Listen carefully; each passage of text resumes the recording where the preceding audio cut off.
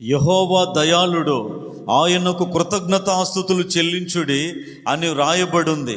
ప్రియ దేవుని బిడ్డలారా, చాలామందికి కృతజ్ఞత అంటే తెలియడం లేదు, మేలులు పొందటం మాత్రమే తెలుసు.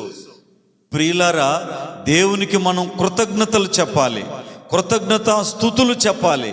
కృతజ్ఞత కలిగి ఆయన సన్నిధిలో మనం నడుచుకోవాలి. దావీదును చూడండి, తాను రాసిన కీర్తనలన్నిటిలో కృతజ్ఞత గురించి ఎక్కువగా రాశాడు. కృతజ్ఞతాస్తుతులు చెల్లించుడి అని ఎక్కువగా రాశాడు. కారణం ఏంటో మీకు తెలుసా? దావీదుకి తన బిగినింగ్ బాగా తెలుసు, తను ఏ స్థితి నుంచి వచ్చాడో బాగా తెలుసు. కానీ ఈనాడు మనుషులకి బిగినింగ్ మర్చిపోయారు, వాళ్ళు ఏ స్థితి నుంచి వచ్చారో మర్చిపోయారు. ఇప్పుడున్న స్థితిని బట్టి అతిశయిస్తూ కృతజ్ఞత లేని వారిగా బ్రతుకుతున్నారు.